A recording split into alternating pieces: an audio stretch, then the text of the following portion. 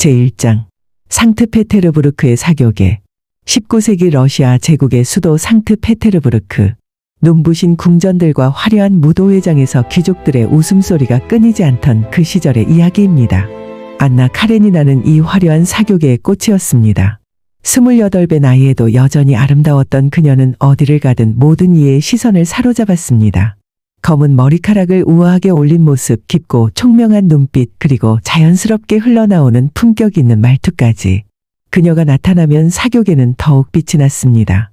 안나의 남편 알렉세이 카레니는 정부의 고위 관리였습니다. 20년 연상인 그는 냉정하고 원칙적인 사람이었지요. 그들의 결혼은 사랑보다는 사회적 지위를 고려한 것이었습니다. 당시 귀족 사회에서는 흔한 일이었습니다. 카레니는 아내를 존중했고 안나 역시 남편을 예의 바르게 대했습니다. 그들에게는 8살 된 아들 세료자가 있었습니다. 안나는 아들을 무척 사랑했지만 남편과의 관계는 늘 형식적이었습니다. 오늘 저녁 볼콘스키 공작의 무도회에 참석하겠어? 카레닌이 신문을 내려놓으며 물었습니다. 네, 그럴게요. 안나는 차분하게 대답했지만 마음 한편으로는 이런 일상의 반복이 무료하게 느껴졌습니다. 무도회장에서 안나는 완벽한 귀부인의 모습이었습니다. 사람들과 우아하게 인사를 나누고 적절한 화제로 대화를 이어갔습니다. 하지만 화려한 샹들리에 아래서도 그녀의 마음 깊은 곳에는 설명할 수 없는 공허함이 자리하고 있었습니다. 정말 아름다우신 분이에요. 젊은 부인들이 안나를 바라보며 속삭였습니다. 카레닌 부인은 정말 우아해. 하지만 어쩐지 외로워 보이지 않아? 안나 자신도 그 외로움을 느끼고 있었습니다.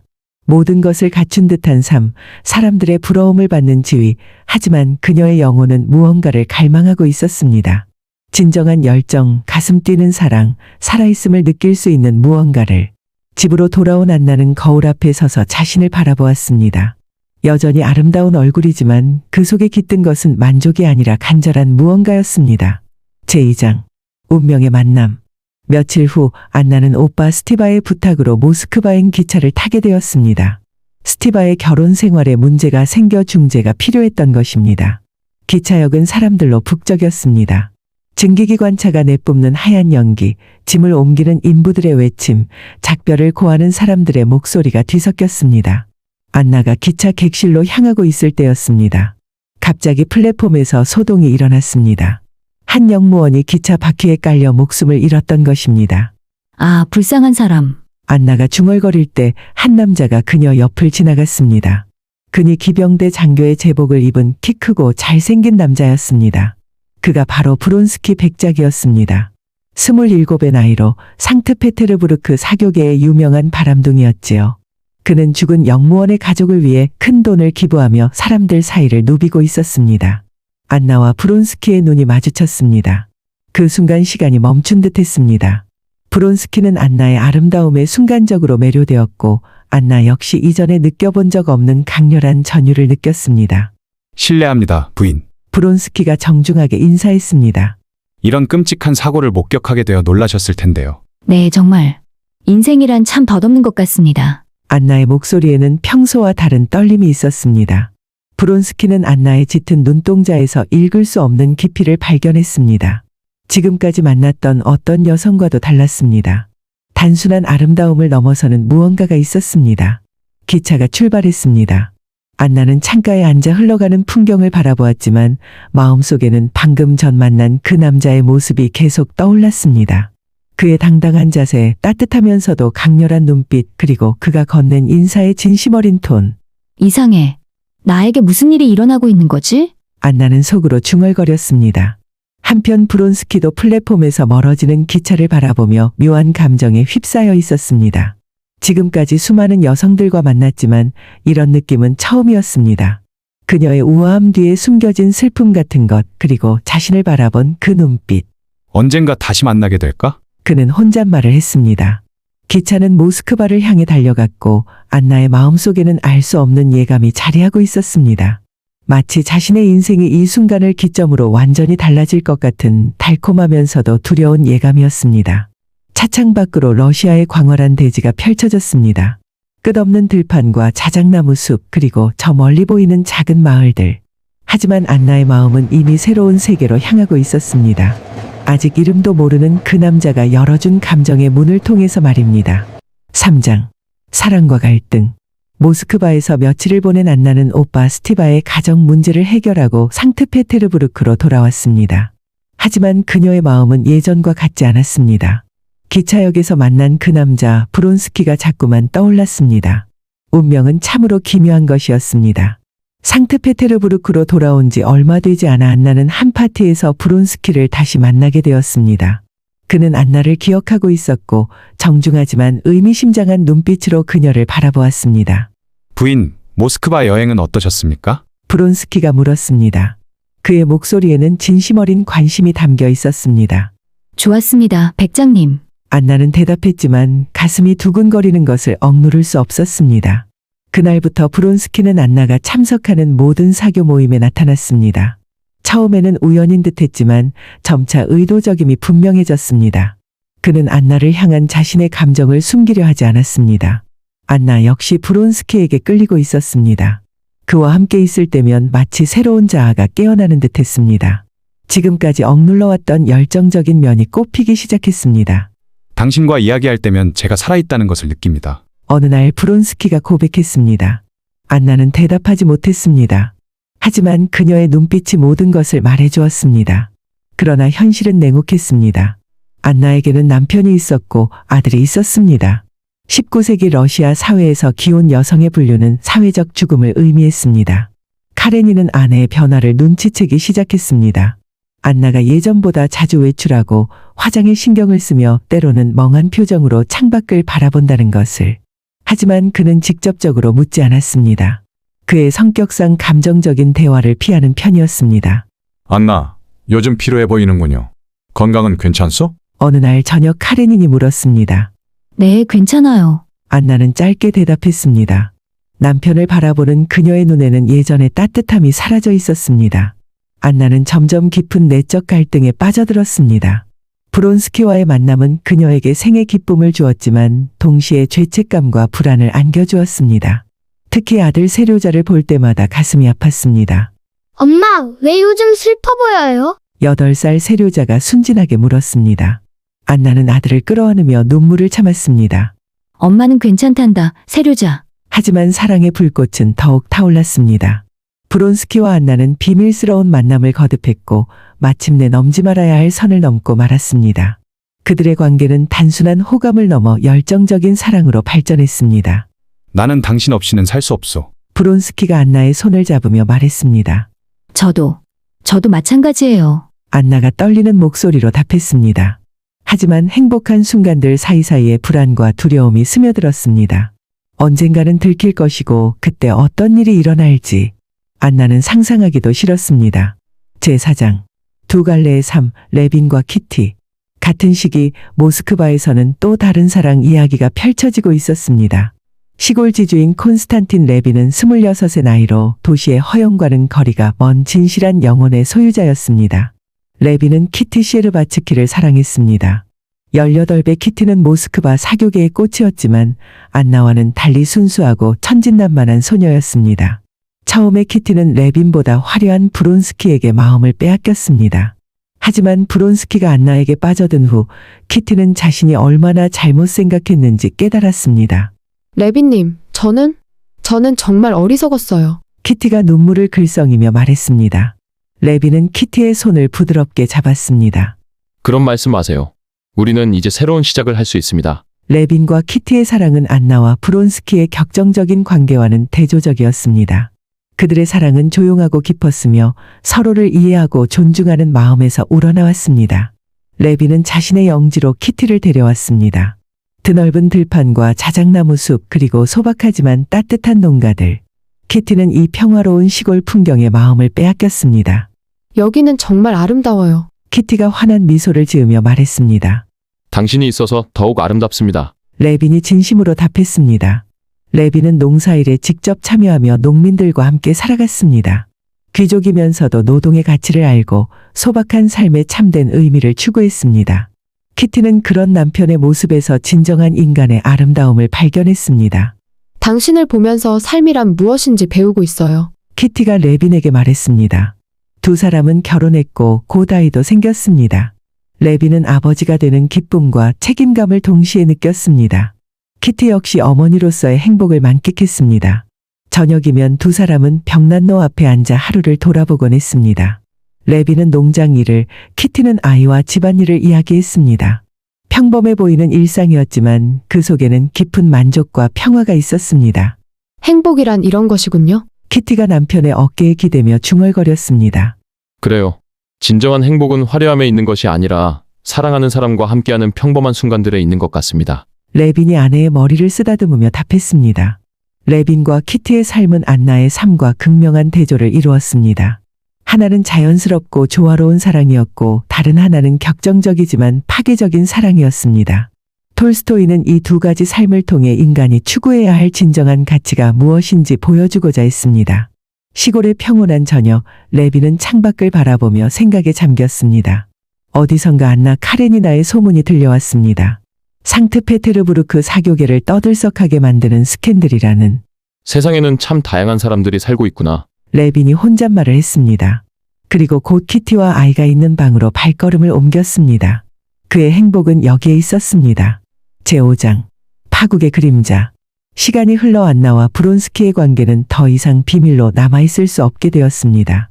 안나가 브론스키의 아이를 임신하게 된 것입니다. 이제 모든 것이 드러날 수밖에 없었습니다. 카레니는 마침내 아내의 배신을 확실히 알게 되었습니다. 그의 반응은 분노보다는 차가운 실망이었습니다. 안나, 당신이 한 일을 모두 알고 있어. 카레닌이 냉정한 목소리로 말했습니다. 이제 우리는 어떻게 해야 할지 결정해야 하오. 안나는 남편 앞에서 고개를 들 수 없었습니다. 죄책감과 두려움이 그녀를 짓눌렀습니다. 카레니는 체면과 사회적 지위를 중요하게 여기는 사람이었습니다. 그는 이혼보다는 별거를 택했습니다. 당시 러시아 사회에서 이혼은 거의 불가능한 일이었고 특히 여성에게는 더욱 가혹했습니다. 당신은 세례자를 볼 수 없어. 카레닌의 마지막 통보는 안나에게 치명적이었습니다. 안나에게 아들 세료자는 생명보다 소중한 존재였습니다.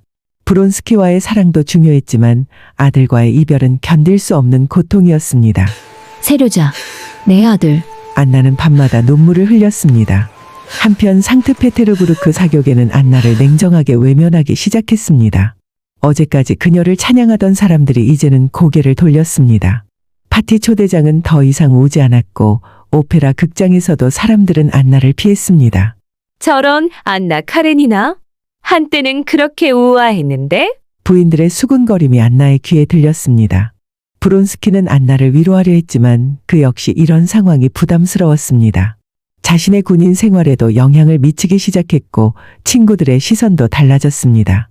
안나, 우리 잠시 외국으로 떠나는 게 어떨까요? 브론스키가 제안했습니다. 두 사람은 이탈리아로 여행을 떠났습니다.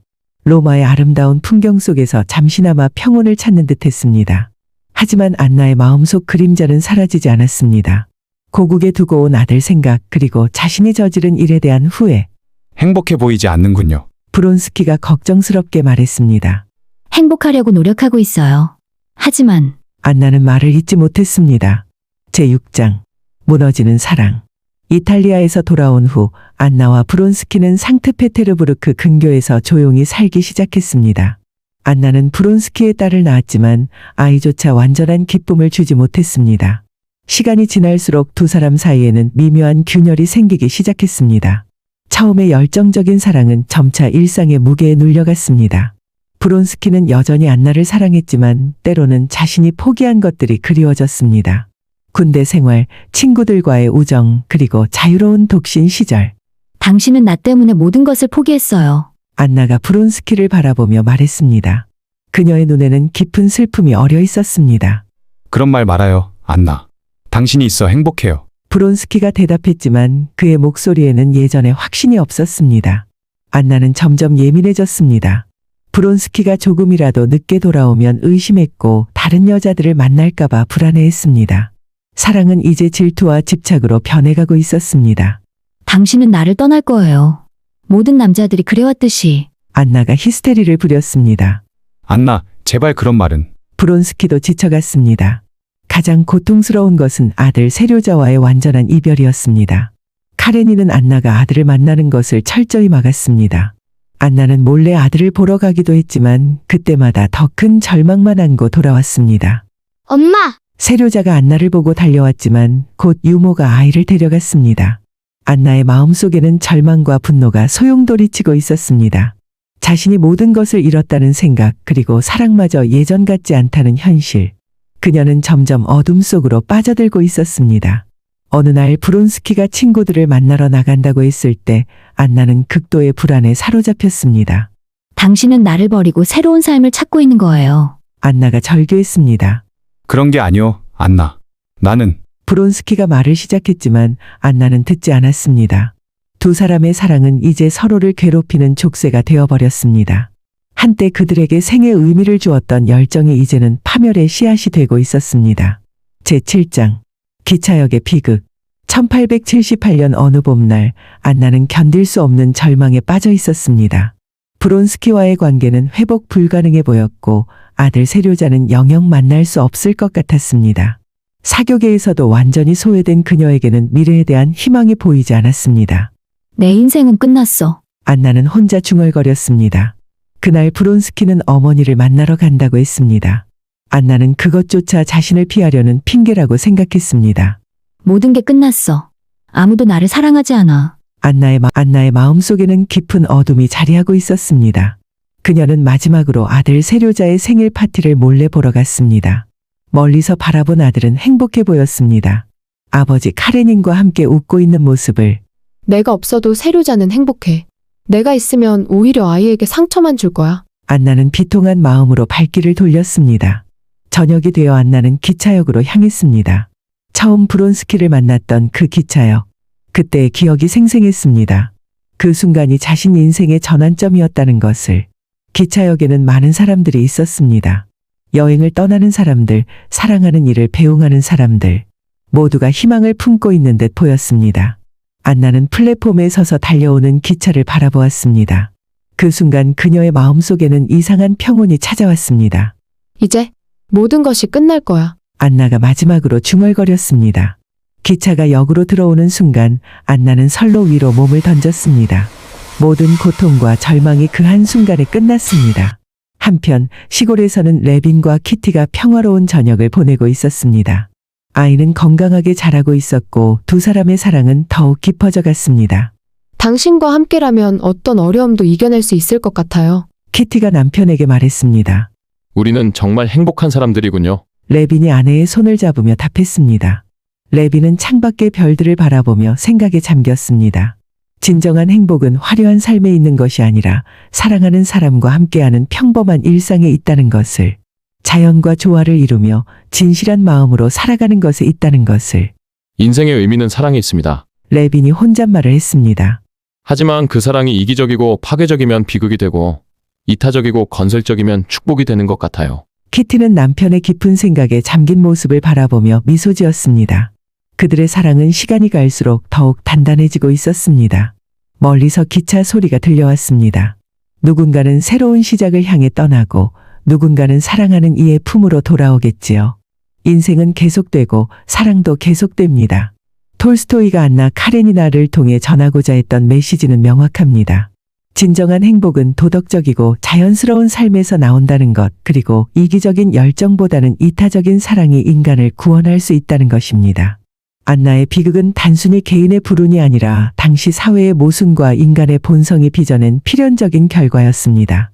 하지만 레빈과 키티의 행복은 그와는 다른 길이 있음을 보여줍니다. 사랑은 인간에게 가장 소중한 감정이지만 그 사랑이 어떤 방향을 향하느냐에 따라 축복이 될 수도 저주가 될 수도 있는 것입니다. 이것이 톨스토이가 안나 카레니나를 통해 우리에게 전하는 영원한 교훈입니다.